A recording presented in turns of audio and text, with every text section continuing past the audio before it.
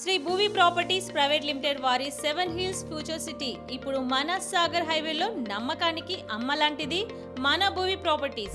నమస్తే. యాచారం మండలం సంబంధించిన గ్రామాలకు సంబంధించిన రైతులైతే భూసేకరణలో గత ప్రభుత్వంలో ఉన్నటువంటి భూసేకరణ బాధితులందరూ ఈ రోజు ధర్నా చౌక్ దగ్గర రావడం జరిగింది. దీనికి సంబంధించి సర్పంచ్లు వచ్చారు, లోకల్ లీడర్లు వచ్చారు, రైతులు కూడా ఇక్కడ రావడం జరిగింది, మహాధర్నాలో పాల్గొనడం జరిగింది. దీనికి సంబంధించి కూడా కురుమిద్దకు సంబంధించిన సర్పంచ్ శ్రీవిద్య గారు మనతో పాటు ఉన్నారు. ఏం చెప్తారో ఒకసారి కనుక్కుందాం. ఏంది మేడం, ఇక్కడికి దాదాపుగా యాచారం మండలం సంబంధించిన రైతులు మొత్తం ఇక్కడ రావడం జరిగింది, మీరు కూడా మద్దతు తెలుపుతున్నట్టు ఇక్కడికి రావడం జరిగింది. అంటే ప్రభుత్వం నుంచి మీకు ఎలాంటి సూచనలు వచ్చినా ఏం చేయబోతున్నారు? మాకు ప్రభుత్వం నుంచి ఎలాంటి సూచనలు రాలేదు సార్.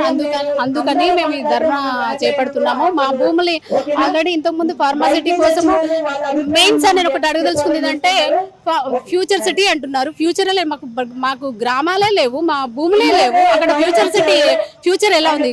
ఫ్యూచర్ లేని సిటీకి ఫ్యూచర్ సిటీ అని ఎట్లా పేరు పెడతారు మీరు? అక్కడున్న మొత్తం భూములు తీసేసుకుంటున్నారు. ఇంతకుముందు ఫార్మాసిటీ పేరుతో తీసేసుకున్నారు. అక్కడ తీవ్ర అన్యాయం జరిగింది. మళ్ళీ ఉన్న భూములు పట్ట భూములు అంతకుముందేమో అసైన్డ్ భూములు తీసుకున్నారు, అది చేసామో అన్యాయం జరిగింది, తీవ్ర నష్టం జరిగింది. ఇప్పుడు ఉన్న భూములు కూడా పట్ట భూములు సేకరిద్దామని మీరు బలవంతపు భూసేకరణకు దిగుతున్నారు. ఎలాంటి నోటీసులు ఇవ్వలేదు, ఏమి ఇవ్వలేదు. మీ ఉద్దేశం ఏంది అసలు? అంటే అక్కడ ఉన్న ప్రజలు ఏం చెయ్యట్లేదనా, ఏమన్నారనా, ఏంటి అసలు మీది? ఫ్యూచర్ అంటే మామూలుగా ఫ్యూచర్ ఉండాలి పిల్లలకు. మరి అక్కడ ఉన్న ప్రజల పిల్లలు ఏం కావాలి? మామూలుగా ఇప్పుడు భూములు లేని వాళ్ళు అంటే భూములు లేని వాళ్ళు వేల కోట్లు ఖర్చు చేసి భూములు కొంటున్నారు. మరి ఇప్పుడు ఉన్న భూములు మీరు 5 లక్షలకే, మరి కోట్ల విలువైన భూములని 5 లక్షలకే నష్టపరిహారం ఇస్తూ ఏదో ఫ్లాట్ అని ఆశ చూపించి భూములు తీసుకుంటున్నారు. మరి దీనివల్ల ఫ్యూచర్ ఎవరికి ఫ్యూచర్ ఉంటుంది? మేము మొత్తం నష్టపోతున్నాము, తీవ్రంగా నష్టపోతున్నాము. ఎట్లా అంటే భూమి లేని అక్కడ ఏం ఊర్లు కూడా పోతున్నాయి కదా, ల్యాండ్ పోతే వాళ్ళు ఊర్లు కూడా పోతున్నాయి, పోయే పరిస్థితి. ఎలా అంటే మొత్తం రింగ్ రోడ్ అనేసి మొత్తం రోడ్ చేసేస్తున్నారు. పంట పొలాలు ఉన్నాయి అక్కడ మీరు వెళ్ళి చూడొచ్చు, మొత్తం పొలాలే ఉన్నాయి. ఆ పొలాల మీదుగా రోడ్లు వేస్తున్నారు. మరి ఆ పొలాలు పండిస్తేనే కదా మనం ఇంత తిండి తినేది. మరి ఆ పొలాలు లేకుండా చేస్తున్నారు మీరు.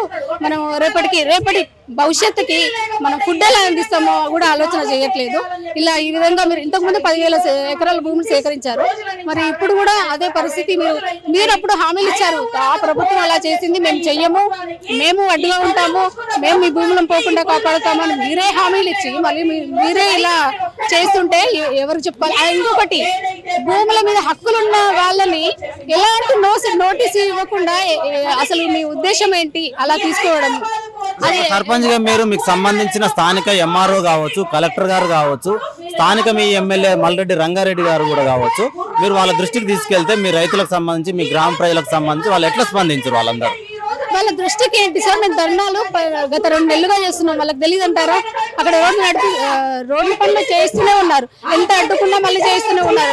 లేని సమయంలో అట్లా చూసి చేస్తూనే ఉన్నారు. ఇంకొకటి, సార్ కూడా మన సీఎం సార్ వచ్చారు, ఎక్కడికి నిర్గంపేటలో శంకుస్థాపన చేయడానికి వచ్చారు. అప్పుడు తనే చెప్పేస్తున్నారు, ఇచ్చేసేయాలి, భూములు ఇచ్చేసేయాలి, ఎట్లా తీసేసుకుంటాము అన్నట్టుగా. అదేంటి అసలు? అంటే ఇప్పుడు అసైన్డ్ భూములనే తీసుకున్నాం అని చెప్పేసి కూడా చెప్పడం జరుగుతుంది. ఇప్పుడు ఉన్నటువంటి పట్టా భూములను కూడా ఆల్రెడీ కొంతమంది ఎవరైతే ఇవ్వని వాళ్ళని కూడా వాళ్ళని తీసుకోవడం జరుగుతుంది, వాటిని చదరం చేయడం జరుగుతుంది. హైకోర్టు స్టే ఇచ్చినప్పటికి కూడా కొంతమంది అధికారులు వచ్చి మొత్తం జేసీబీలను కూడా తీసుకొచ్చి వాళ్ళకి సంబంధించిన వర్క్ అనేది కూడా చేసుకోవడం జరుగుతుంది అంటారు. అంటే మీరు కావచ్చు, గ్రామ ప్రజలు కావచ్చు, అడ్డుకునే ప్రయత్నం చేస్తే అధికారులు ఏమన్నారు? ఆ టైంలో అడ్డుకునే ప్రయత్నం చేస్తే మేము అంటే మాకు ఉంది, మమ్మల్ని చేయమన్నారు, మేము చేస్తున్నాం అనే అదే చెప్తున్నారు సార్. మమ్మల్ని చేయమన్నారు, మేము చేస్తున్నాము. స్టే ఉందని మీరు చెప్పలేదా? హైకోర్టు స్టే ఇచ్చింది కదా చెప్పినా కూడా గట్టిగా మాట్లాడితే మళ్ళీ వెళ్ళిపోవడం, మళ్ళీ తిరిగి రావడం చేస్తున్నారు. కానీ ఎలాంటి అంటే పెద్దవాళ్ళ నుంచి ఎలాంటి అది లేదు. మీ గ్రామానికి సంబంధించి ఎన్ని ఎకరాలు వాళ్ళు సేకరణ తీసుకోవడం జరిగింది ఫార్మాసిటీ గురించి? ఫార్మాసిటీ గురించి 3,000 ఎకరాలు. అంటే మొత్తం మీ ఊరు ప్రజలందరూ వచ్చి మీ దగ్గర చెప్పిన క్రమంలో ఇప్పుడు ఏదైతే మీ ఎమ్మెల్యే మల్రెడ్డి రంగారెడ్డి ఉండో దీనికి సంబంధించి మేము ఎన్నిసార్లు వెళ్ళినా కూడా నా దాకా తీసుకురావద్దు, నేను ఏం చేయలేనని కూడా చెప్పడం జరిగిందంట. ఒక ఊరు సర్పంచ్గా మీరు మీ దాకా వచ్చింది ఆ విషయం, మీ ఎమ్మెల్యే ఈ విషయంలో ఇలా మాట్లాడాడని, వాళ్ళ నుంచి సరిగ్గా స్పందన రాలేదు అని. స్పందన లేదు అనేది అయితే నాకు తెలియదు సార్. అంటే యాక్చువల్ గా మేము ధర్నా చేస్తున్నాము వాళ్ళందరికీ తెలుసు, కానీ ఎవరు స్పందించడం లేదు, అది మాకు తెలిసింది.